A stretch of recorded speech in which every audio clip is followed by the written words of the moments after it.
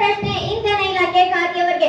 ಮಾನ್ಯ ಸಭಾಧ್ಯಕ್ಷರೇ, ನಮ್ಮ ಇಂಧನ ಖಾತೆ ಸಚಿವರು ಸಮರ್ಪಕವಾಗಿ ಇಲಾಖೆಯನ್ನು ನಡೆಸುತ್ತಿಲ್ಲ. ಇಂದು ದೇಶದ ಜನ ವಿದ್ಯುತ್ ಅನ್ನು ಅನುಭವಿಸುತ್ತಿದ್ದಾರೆ.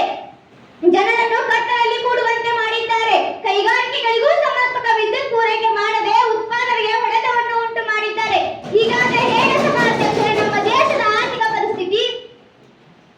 ಅದರ ಬಗ್ಗೆ ಅವರು ಯಾವ ಯೋಜನೆಯನ್ನು ರೂಪಿಸಿದ್ದಾರೆ ಎಂಬುದು ನಮ್ಮೆದುರಿಗೆ ಸಾದರಪಡಿಸಬೇಕೆಂದು ಕೇಳಿಕೊಳ್ಳುತ್ತೇನೆ. ಮಾನ್ಯ ಸಭಾಧ್ಯಕ್ಷರೇ, ನಮ್ಮ ವಿರೋಧ ಪಕ್ಷದ ನಾಯಕರು ಕೇಳಿರುವ ಪ್ರಶ್ನೆಗೆ ನನ್ನ ಉತ್ತರ ಸಿದ್ಧವಾಗಿದೆ. ನಮ್ಮ ಸರ್ಕಾರ ಇಂದು ವಿದ್ಯುತ್ ಉತ್ಪಾದನೆಗೆ ಹೆಚ್ಚು ಆದ್ಯತೆಯನ್ನು ನೀಡಿದೆ. ಅಲ್ಲದೆ ನವೀಕರಿಸಬಹುದಾದ ಇಂಧನದ ಮೂಲಗಳಾದ ಪವನ ವಿದ್ಯುತ್, ಸೋಲಾರ್, ಅಣುಶಕ್ತಿ, ಜಲಶಕ್ತಿ, ಜೈವಿಕ ಇಂಧನ ಇದರ ಮೂಲಗಳಿಂದ ವಿದ್ಯುತ್ ಅನ್ನು ಪೂರೈಸುತ್ತಿದೆ. ಸಭಾಧ್ಯಕ್ಷರೇ, ನಮ್ಮ ಭಾರತವು 2030ರ ವೇಳೆಗೆ 450 ಗೀಗಾವ್ಯಾಟ್ ನಷ್ಟು ನವೀಕರಿಸಬಹುದಾದ ಇಂಧನವನ್ನು ಉತ್ಪಾದಿಸುವ ಮಹತ್ವಾಕಾಂಕ್ಷೆಯನ್ನು ಹೊಂದಿದೆ. ಅಲ್ಲದೆ ರಾಷ್ಟ್ರೀಯ ಸೌರ ಮಿಷನ್, ಸೋಲಾರ್ ಪಾರ್ಕ್ ಮತ್ತು ಪವನ ಅಭಿವೃದ್ಧಿ ಯೋಜನೆಗಳನ್ನು ಹಮ್ಮಿಕೊಂಡಿದೆ. ಸಭಾಧ್ಯಕ್ಷರೇ,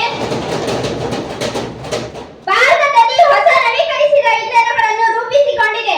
ಅವುಗಳನ್ನು ನಾನು ತಮ್ಮ ಮುಂದೆ ಹೇಳಲು ಇಚ್ಛಿಸುತ್ತೇನೆ. ಸಭಾಧ್ಯಕ್ಷರೇ, ಪೂಗಾ ಭೂಶಾಖ ಶಕ್ತಿ ಯೋಜನೆ ಲಡಾಖ್, ಬಟ್ಲಾ ಸೋಲಾರ್ ಪಾರ್ಕ್ ರಾಜಸ್ಥಾನ, ರೇವಾ ಸೌರ ಯೋಜನೆ ಮಧ್ಯಪ್ರದೇಶ, ಗೋವರ್ಧನ್ ಬಯಸ್ ಸಿಎನ್ಜಿ ಪ್ಲಾಂಟ್ ಇಂದೆಲ್, ಶಕ್ತಿ